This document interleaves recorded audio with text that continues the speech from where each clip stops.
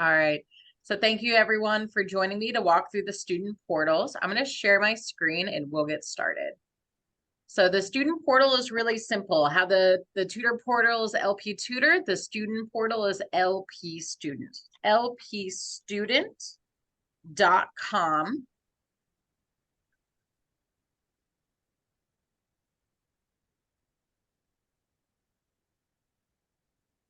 And this is our new student portal. So the goal is that new students will be introduced to this immediately when they enter our program as part of orientation. So they will get to orientation, view the slideshow as like from the portal from the beginning. For continuing students, we sent it out in a student newsletter. We shared it with instructors and we shared it with tutors. So I would love if you could make sure your students are aware of the student portal as part of your next lesson with them to make sure they know it's there, how they can use it, what's on it. So again, thank you all for joining me today. So again, it's lpstudent.com, no password or anything for the student portal. From the homepage, there's a couple things that you can see. So up top, we have, again, orientation, calendar, jobs, computer skills, student support, and newsletter. And I'm going to go through these one by one to show you what's on them, see if there's any questions. The same thing can be found down here just as visuals as well, orientation calendar, so on and so forth. So those are the same below and above. And then there's two things on the homepage I want to point out. If they have a question and they're not sure who to talk to, there's this have a question button. And there's also a got a new job button. So it's really important for us to be tracking when Literacy Pittsburgh students get new jobs. So if you hear of your students say, I got a new job, say, that's great. Thank you so much. Did you put it down in the student portal? So if they click on got a new job, it's really simple. It's just their name, email address, phone number, and where are they working now. And then we log that information in our data system.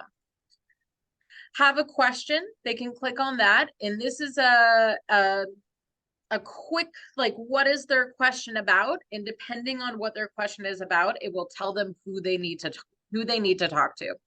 So let's say I have a question about my class or tutor. Are you meeting with a teacher or are you meeting with a tutor? I meet with a tutor.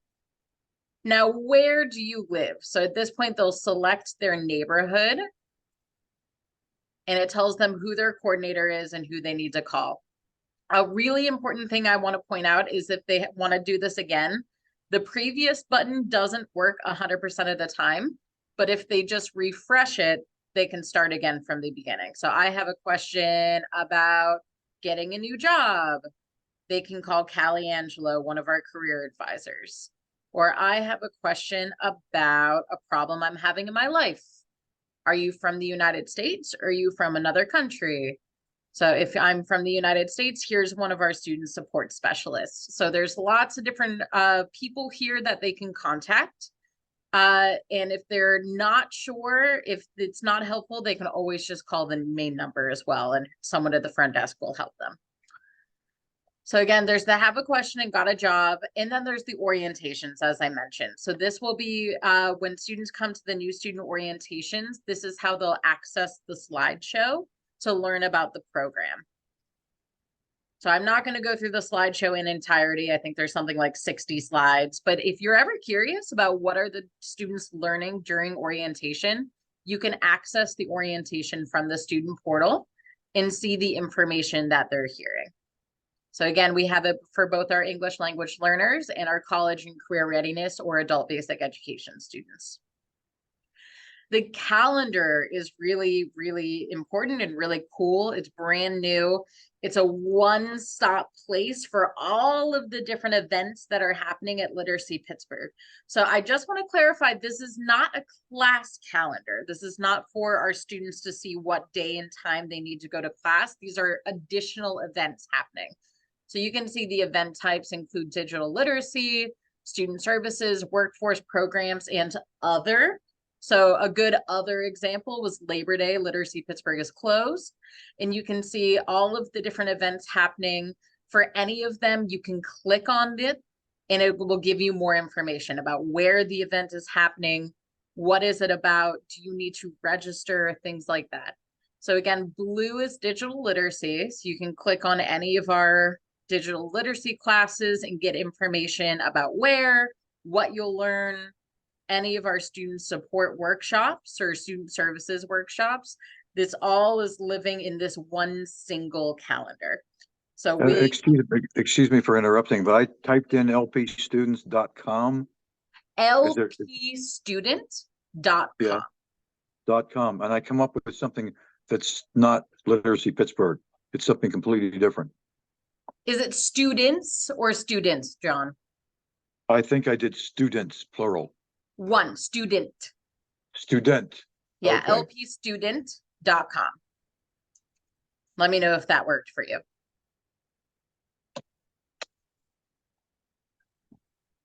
Yes, it did. Thank you. Perfect. Absolutely. So again, we are going to update this calendar regularly with different offerings. These are for all students. These are for students that are meeting with instructors. These are for students meeting with tutors. These are also for students that are currently waiting for our services. So they'll get access to this calendar as soon as they complete orientation. Jobs page has a couple different things. So Literacy Pittsburgh can help you find a new job, talking to our students.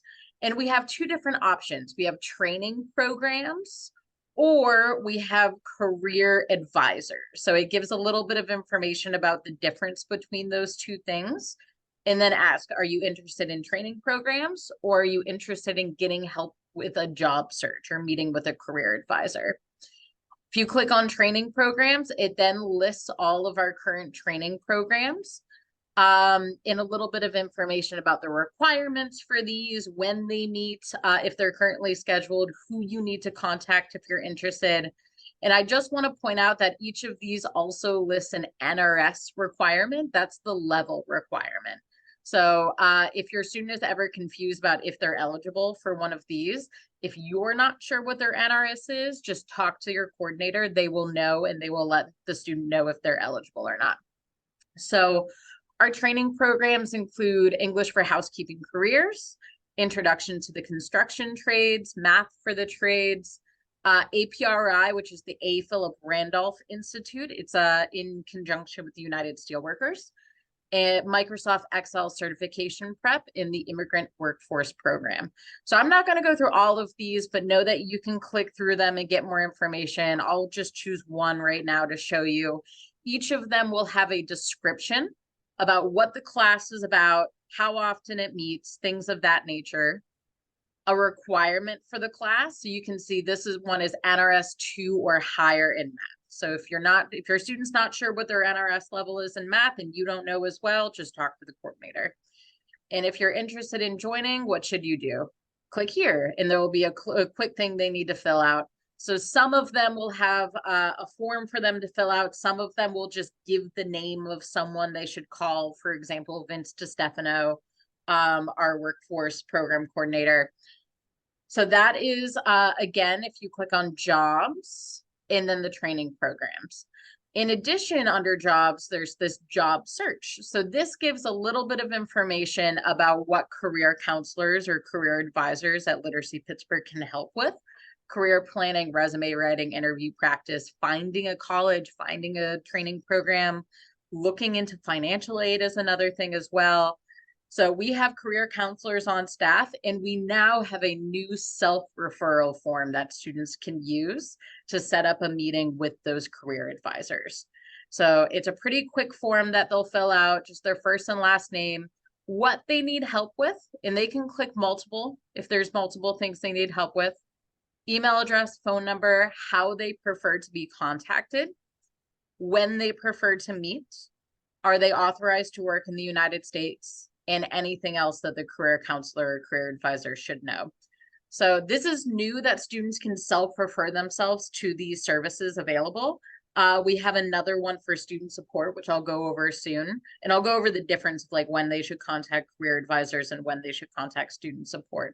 So again, if you're working with your students and you hear them say, I'm interested in looking into a new job, I really, I want to work on my resume, or I'm not sure exactly what I need to do next, you say, there's this new self-referral form. You can meet directly with the Literacy Pittsburgh career advisor.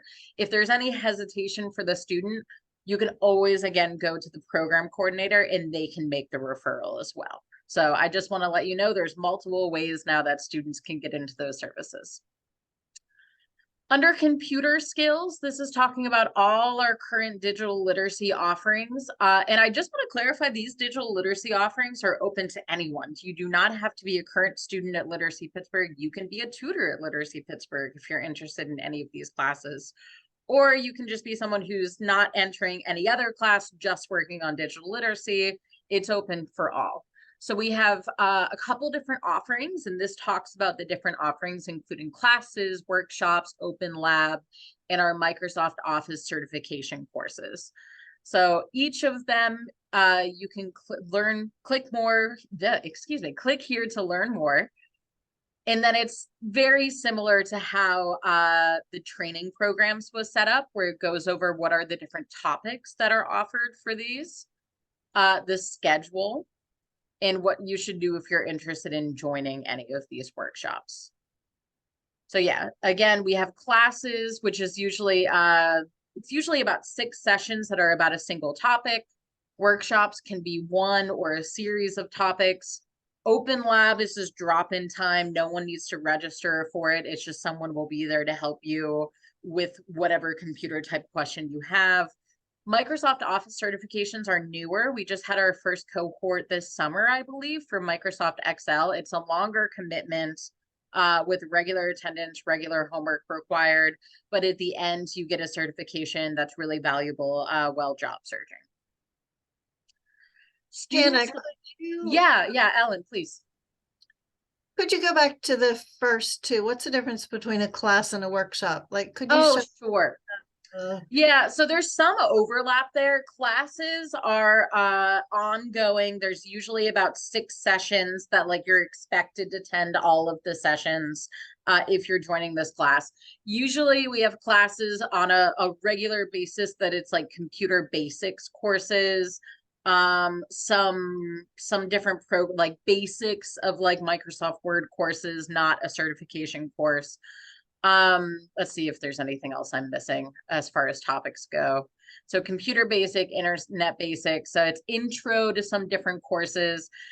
In this thing, you would like sign up and you would attend all of the different courses, where workshops might be a one-off. You know, we might just do a workshop on typing or a workshop on internet safety. Or it could be part of a series where it would be great if you attend all 4 and you might like receive some sort of like, I attended all 4 internet safety workshop certificate, but you can also just attend one at a time as your schedule allows. So student support. This is set up in a very similar way to our career counselor or career advisor page. So Literacy Pittsburgh now has student support service coordinators. We have 2 on staff, as well as an AmeriCorps member that helps out as well. And they help students with different problems or different barriers they're facing that get in the way of their education.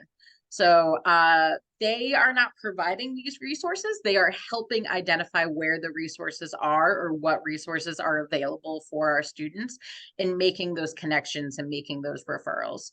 So things like barriers with childcare, transportation, healthcare, housing, more.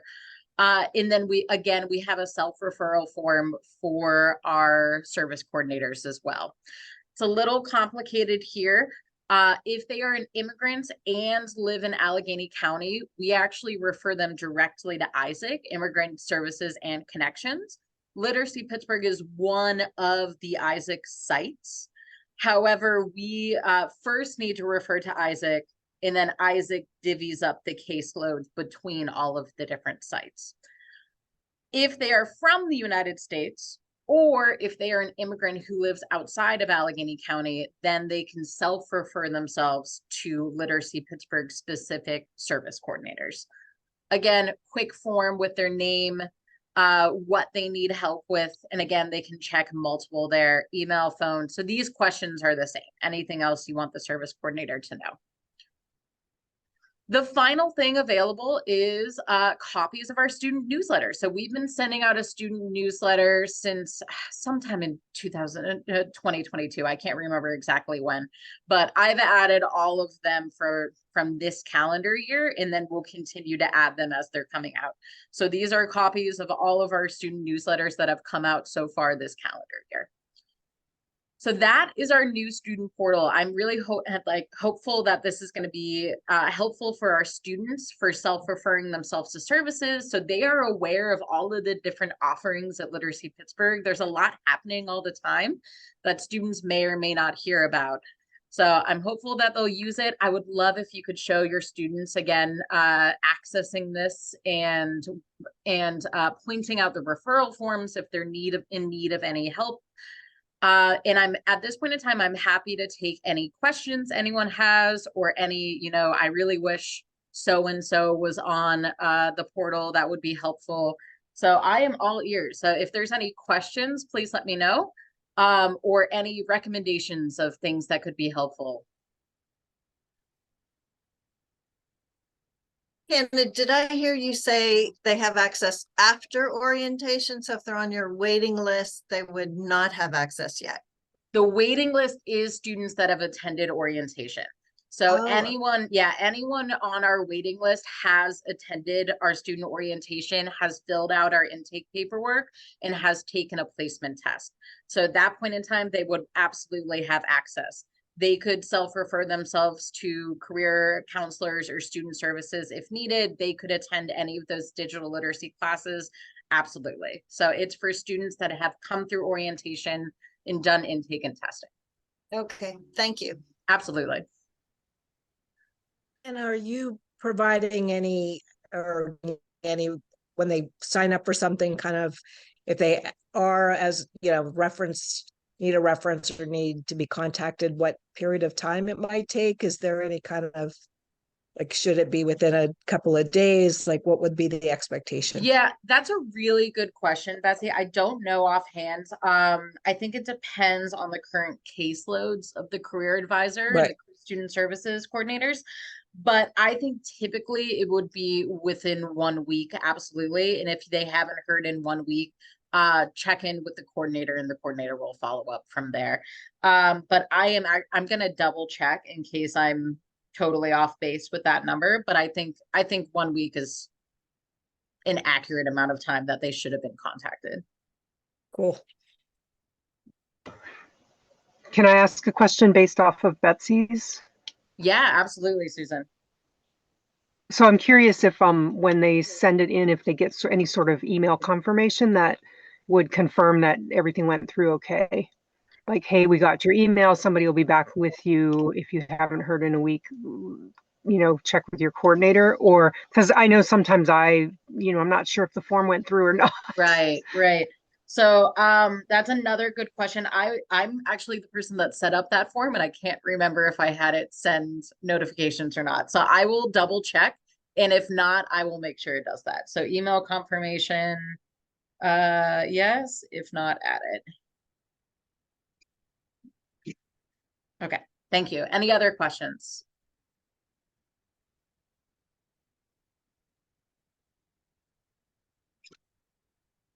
One more quick question, Hannah. So I think this is really nice. It's very easy. It's very, very, I think navigation of it should be really good. Is there anything else planned on being added in the future? Is this the beginning? This is the beginning. We're going to be adding things on a regular basis. The calendar will constantly be updated with events and whatnot, but other things that we're hoping to see on the student portal sometime in the next program year. So between now and the end of next June, one thing is some type of course catalog, course description of our different offerings at our main office downtown.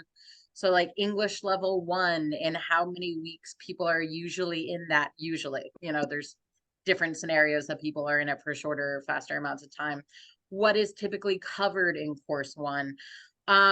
So that is in the works. So that will be, and it's not going to be sort of like a pick and choose. You get to just select this. It's just a description of what our current courses are.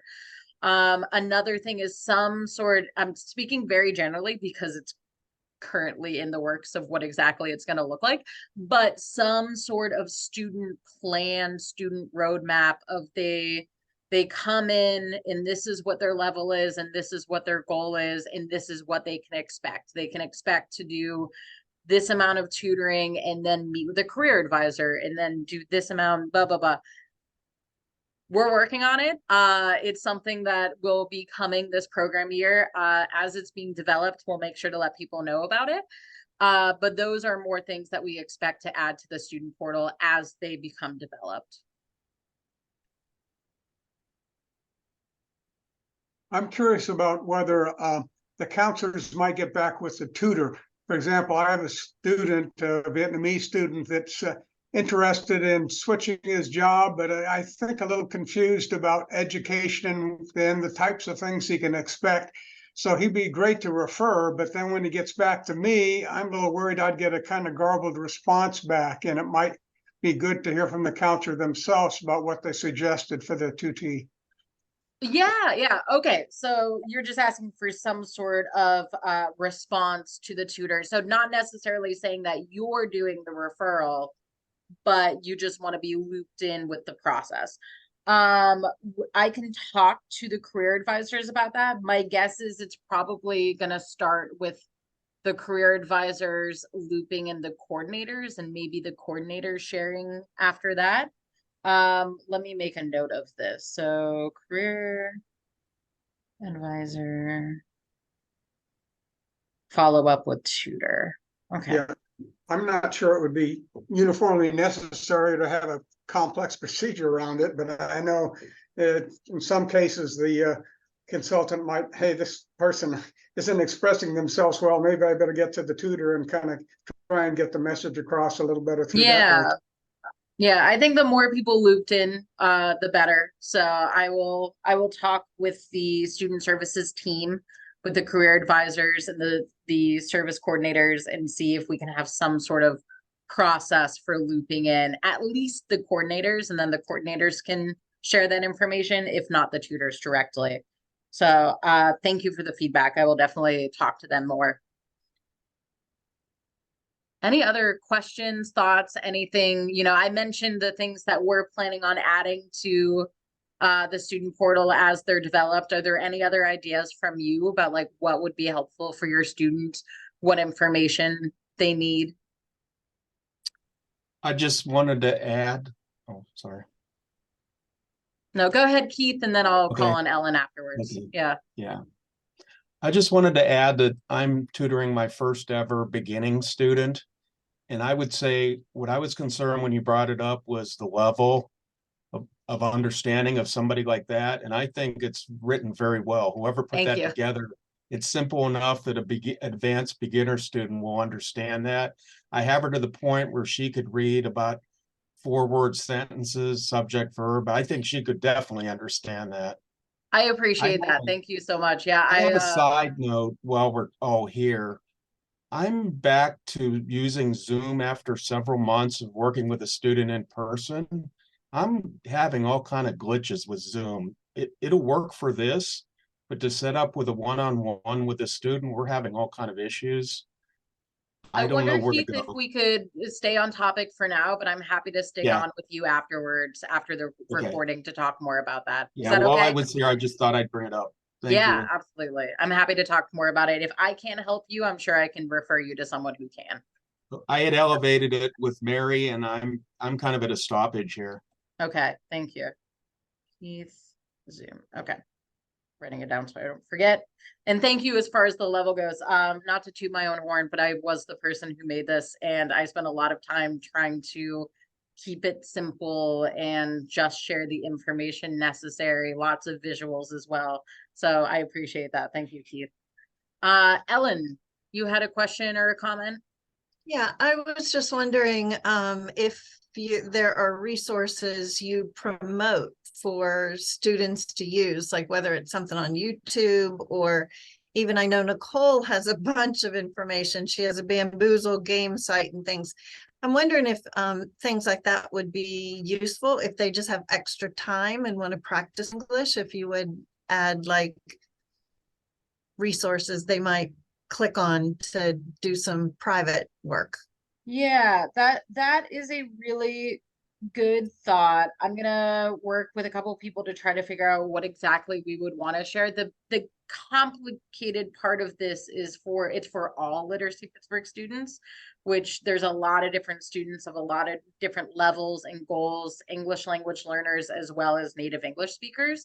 So figuring out what we want to share and at where, and so that's I think that it is a good idea. I'm just having a little bit of trouble wrapping my head around how, but but I think that's a good idea, and I'll make sure to talk to a couple people about it.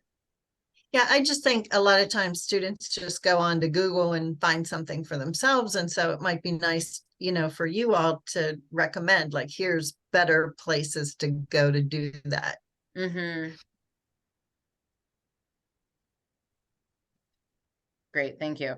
If I'm looking away, it's because I'm writing stuff down. Thank you all.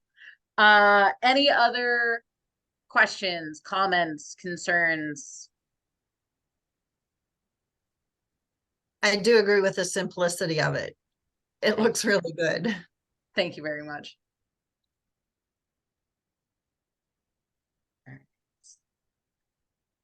Well, I believe you all have my contact information. If you don't, my email address is hgerbe, Gerbe, at literacypittsburgh.org, all spelled out. I'm happy to hear any thoughts you have in the future about what could be added to it, what could be better for students. I would love if you would all share this with your students, make sure they're aware of it, make sure how they know how to navigate it. It did go out in the last student newsletter, but we know that not everybody reads their email or reads their newsletters if they see it. So if you could share it, I would really appreciate it. And you can direct any questions or concerns either to me or to your program coordinator, and I'm sure they'll share it with me as well. So I appreciate all of your time. If anybody has any questions, I'm going to end the recording now, but if anybody has any other questions or concerns, feel free to stick on. So thank you all so much.